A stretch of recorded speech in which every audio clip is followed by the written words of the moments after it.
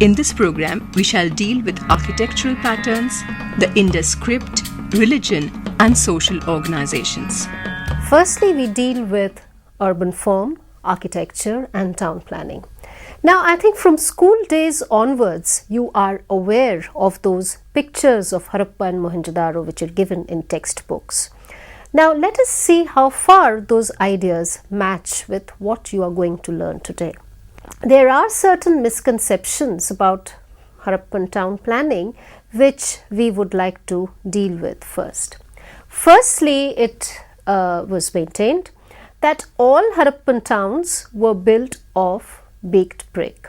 But you find that apart from baked brick, mud and mud brick constructions were also there. So it was not just baked brick. Then the general idea was that all Harappan cities are basically divided into two parts: the Acropolis or the citadel to the west and the lower living areas of the community on the other side. Now, this kind of segregation of space is not found in all the Harappan sites. For example, at sites like Aladino, Amri, Ropar, Rojdi, Lothal, Hulas, you don't find such a segregation of space. This you only find in Mohenjo-daro, Harappa, and Kalibangar. The third misconception that was there was that all the cities, all the urban centers show a uniform grid planning. Now, grid planning is seen in Mohenjo-daro, in Nausharo, but there may not be such regular planning as has been pointed out. For example, Posel points out that in case of Mohenjo-daro, the first street which was considered as the north-south thoroughfare can be made out. The second street can be confirmed, but the northern and southern east-west streets may not be confirmed through archaeological evidence.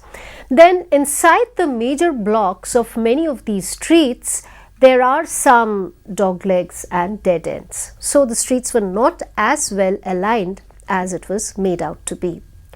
Also, it is seen that many of these streets and avenues which are called, they have these walls, and these walls are pinching in on the streets and avenues, and these are getting narrower and narrower. Despite these imperfections, definitely the town planning and architectural components were absolutely remarkable. There is no doubt about that. And Jansen, who has worked elaborately on the urban architecture, points out to a remarkable aspect, that is the construction of platforms. Now, another thing that we are finding in Harappan town planning is the brick-lined wells. Now, the layout of many of these wells were done when the original platform was laid out, and these wells continued unchanged throughout the mature Harappan phase. They show a remarkable continuity. Now, the area covered by each well and the average distance between each of these wells is consistent, therefore pointing to this fantastic planning of the Harappans. Then we come across this elaborate drainage system, for which you have ample evidence from Harappa, Mohenjo-daro, Kalibangan, Nausharo, Lothal, and many of these sites. At Mohenjo-daro, you have drains at all levels of the sites. You not only have street drains, but also drainage system in the houses, in the domestic space, which was connected to the street drains. This is the bathing facility found in Mohenjo-daro. Some say that it was for ritual bath, others say that it was for elites only, and still others have doubts about both these conjectures. Nevertheless, it indicates the advanced nature of a civilization. What is this Great Bath? You are all familiar with visuals of the Great Bath. It's basically a water tank which was enclosed by brick paved walls, brick paved galleries and brick paved colonnades. Now this huge tank was had an area of 12 into 7 meters and a depth of almost 2.4 meters. On the outside of the tank, one had a covering of about 3 centimeter thick of bitumen to make it waterproof.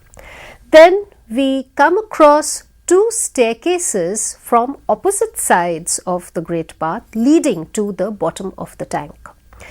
So this is very interesting, this entire structure, architecture of the great bath. There were rooms on the north and east of the great bath, and in one of the rooms there was a well, which was possibly that was the source of water for the great bath, and this water was changed from time to time. So from the nature of its architecture, from the nature of its planning, it's possible that it was meant for some special ritualistic purpose. Now when you come to the domestic structures, Mohenjo-daro definitely gives the best example. How can we talk about these houses? Archaeologists have talked about these houses which consist of rooms irregularly spaced, closing in on one or more than one courtyards. Now these courtyards were used for more than one purpose. Collection of workshop debris, manufacturing debris have been made from part of the courtyards, some kind of household production may have carried out there, and this was also used for cooking purposes. The houses were very solidly built. The walls were more than a meter to about 2 meters thick. Then you come across doors and windows. Of course, windows, the construction of windows, it's doubtful, some scholars have talked about it. And you hear about staircases. People talk about these staircases which lead up to possibly an upper story. So you can make out that one is getting well constructed houses. A large house of nearly 300 square meters would have about 20 rooms closing in on a courtyard. Now apart from these houses, you come across 16 two-room quarters which were called the coolie lines by Wheeler. Now apart from these domestic houses, or domestic structures, we also come across some special purpose buildings. Now I have already mentioned initially that about the segregation of space of these urban centers, that often Acropolis to the west, where you have Acropolis or Citadel to the west, and the lower town. So we have already seen that such segregation of space is not there at all the sites. Now what is this citadel? It was basically it was basically a fortress adjoining the settlements, and it was meant for defense purposes. Now as I already mentioned, that this segregation of space was not noticed everywhere. At Mohenjo-daro, Mitathal and Kalibangan, you see such a segregation of space. You don't see it in Harappa, Banavali or Lothal. Now let us take off Mohenjo-daro, which is the most well recorded here. The citadel here enclosed certain high walls and towers, and we come across these special buildings within this citadel. You all know about the Great Bath, about the Pillared Hall, elite residences and the granary. Now close to the Great Bath, one comes across this huge platform on which there are these 27 smaller plinths separated by narrow passages and arranged in 3 rows of 9 each. From the nature of these structure and seeing a similar structure at Harappa, archaeologists have come to the conclusion that this is the granary. Another important structure is the pillared hall. There are 20 thick pillars arranged in 4 rows of 5 each. So this has been called the palace of the elites, basically. This is what the Harappan citadel and these structures looked like. Now, if we look into the planning of the other cities, we see that Harappa also had a lower town and a citadel. The citadel had granary and some 2 gateways. Kalibangan was rebuilt completely during the mature Harappan period.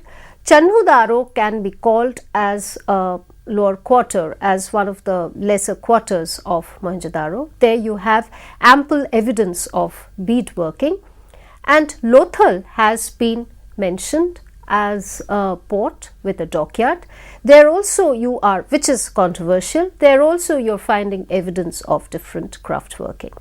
Now, one of the most spectacular discoveries of recent times is the site of Dholavira in the Great Run of Kutch, which spreads over an area of 60 hectares.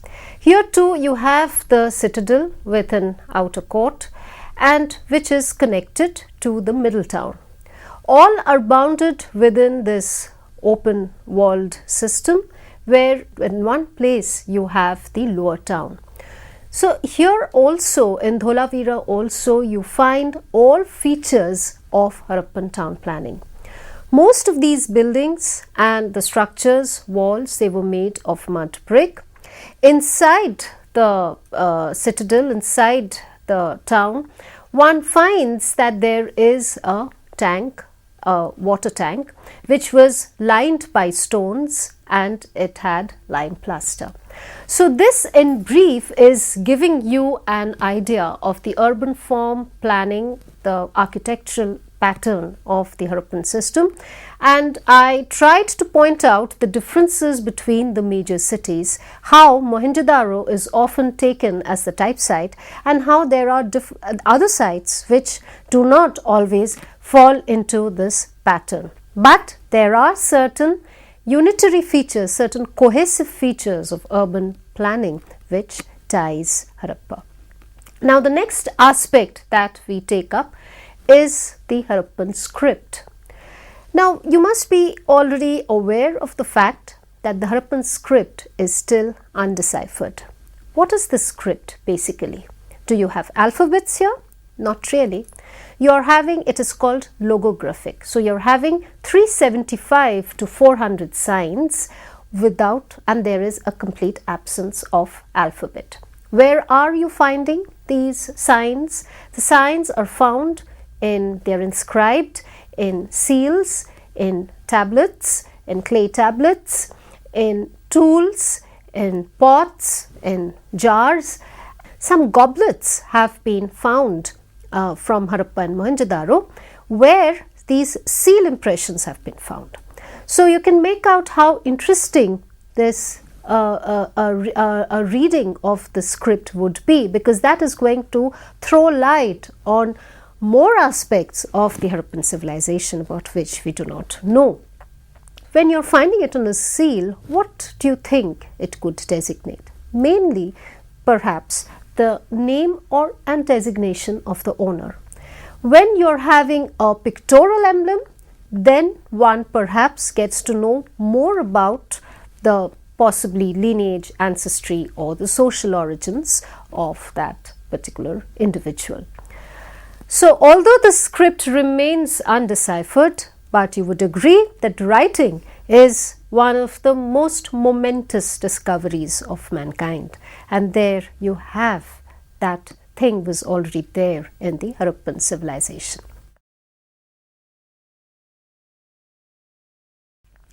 Now, the next aspect that I would like to dwell on is, of course, Harappan art. What are the objects that immediately come to mind when we are talking about art? Art can be defined in many ways. The modern definition is simple. It is an expression of a creative skill. It indeed is an expression of a skill, but in ancient times, it may have been a livelihood for some. When we are talking about art, we find that animals form the chief items of representational art.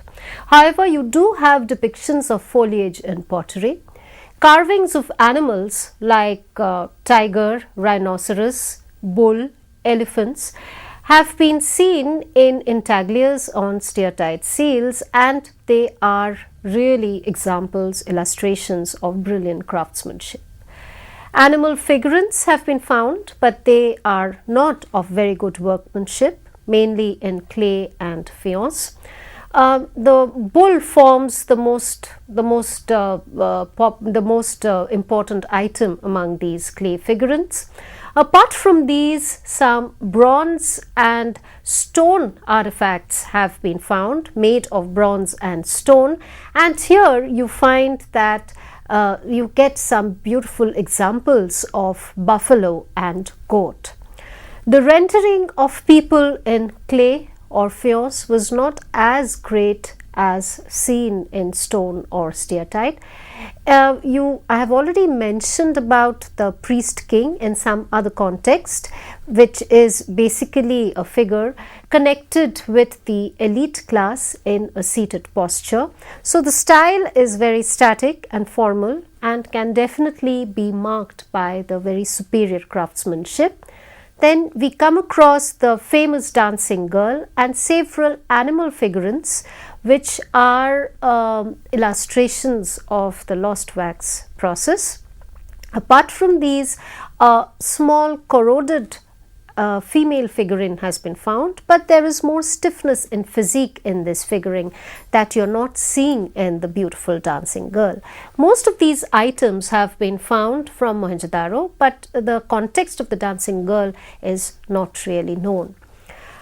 Now, after discussing art, another thing that immediately comes to mind would be religious aspects, because we will see when we will talk about religion that how these two might be linked.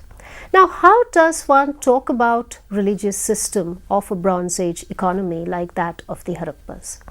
Sometimes it's a problem when you are trying to find the roots of Hinduism in some of these objects. For example, the horned deity surrounded by animals, which is one of the most notable examples that has been found. And this deity, this so-called figure, has been interpreted as prototype of Shiva as Pashupati and sitting in an yogic posture.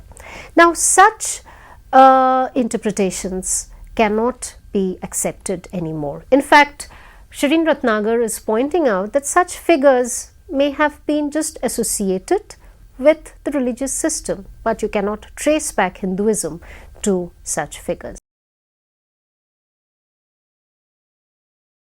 Another important aspect that needs to be studied when you are considering the religious system of any society is the nature of burial, the nature of after death rituals, rites and rituals which might be connected to beliefs in afterlife. The Harappans generally buried their dead. We also come across some post-cremation or symbolic burials, that is pots and burials basically, where you are not finding the various bodily parts. And we see that when the Harappans were buried, the head pointed to the north, and you are finding, one is coming across various grave goods associated with the burial, like pots, ornaments, tools, etc. So these bear some kind of significance if one was to talk about afterlife. Now, very rarely, it's very difficult, in fact it's quite abstract to talk about religious symbols, concepts from depictions on pots, seals,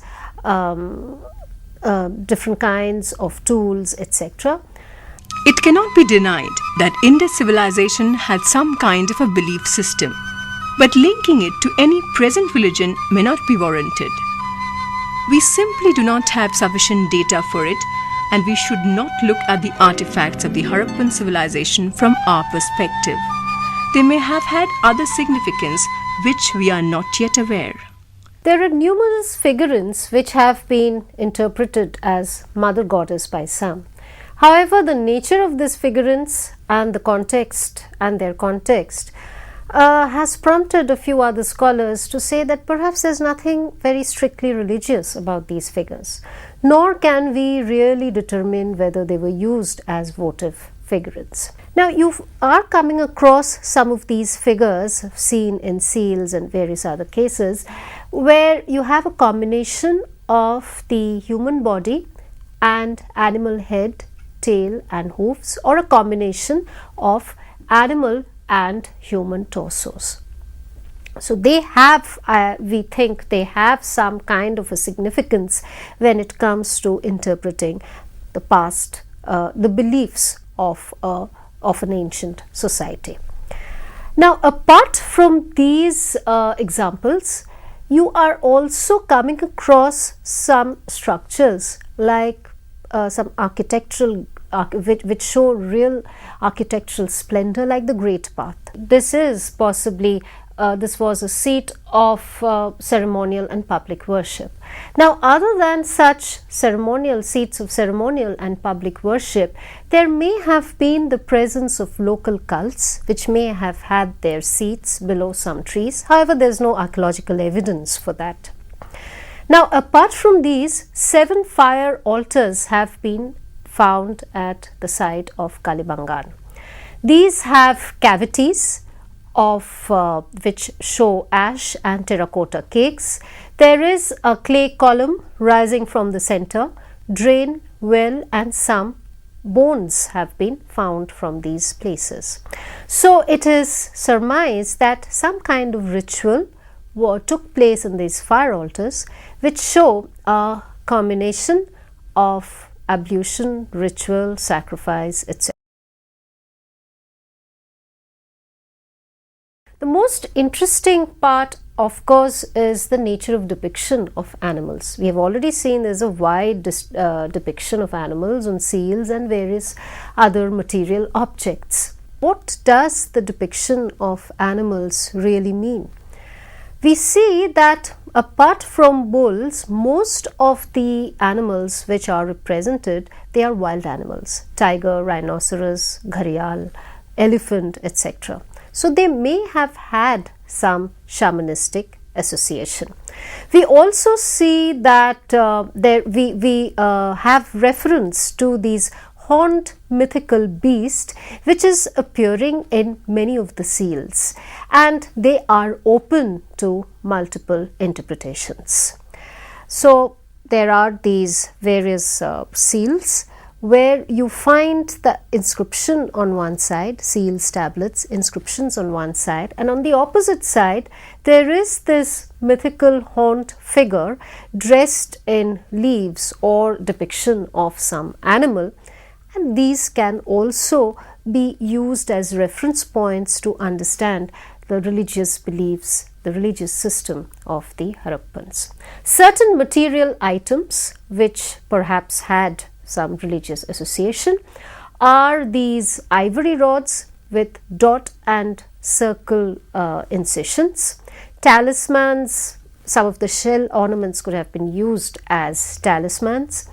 Then the depiction of drum on some of the seals, cylindrical perforated jars. So these are some of the items which may have had some religious association.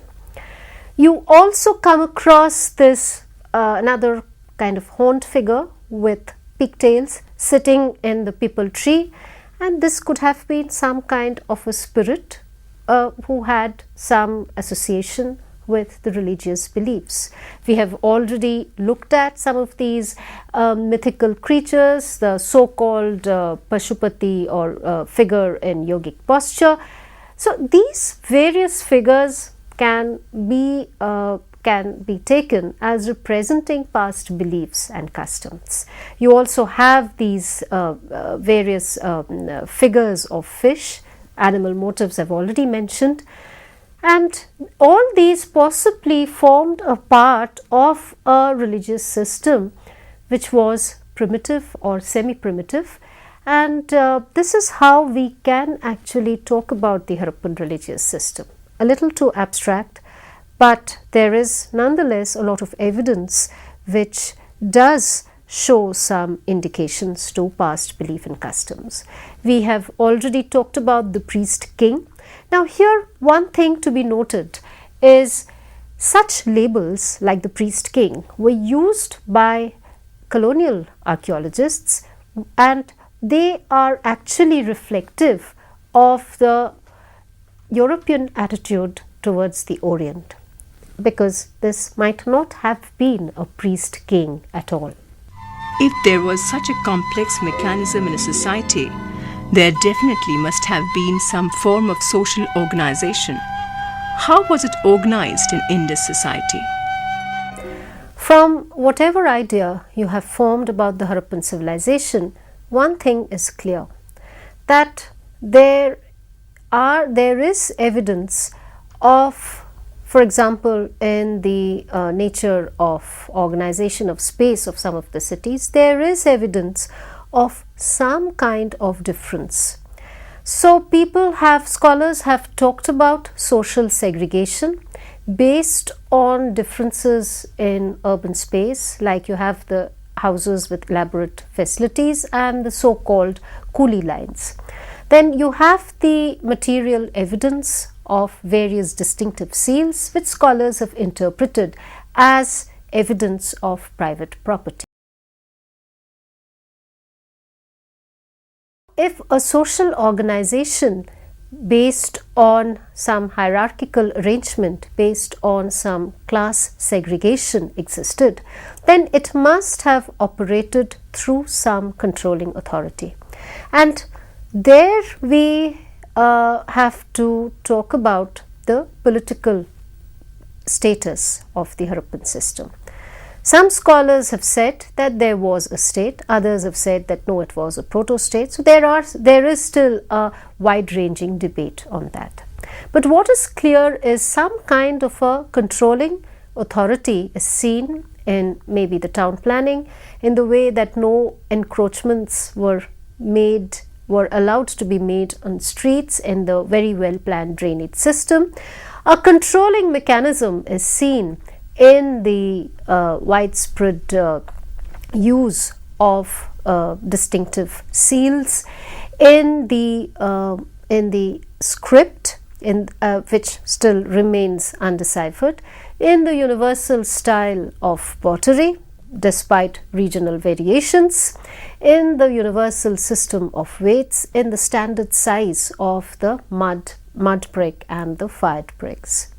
So as to how this political control, how the mechanism, how it worked, we do not know. But there was some kind of a controlling authority, and this is the kind of material evidence that archaeologists talk about. So when we are talking about political control, archaeologists cannot say anything about which was the capital. We come across citadels in about 15 to 20 of the Harappan sites, so possibly there was a hierarchy of seats of power among the towns. But beyond that, nothing can be said with a lot of certainty. Shireen Ratnagar has talked about a political system which was based on tribal foundations. That was the foundation on which the Harappan centralized controlling authority was based. However, unless the script is deciphered, nothing more conclusive can be said about the nature of polity or the social organization. So, we have seen architectural patterns, the Indus Script, art and religion, and also the social organization. While we can make many conjectures, unless the script is deciphered, nothing conclusive can be arrived at about this great civilization.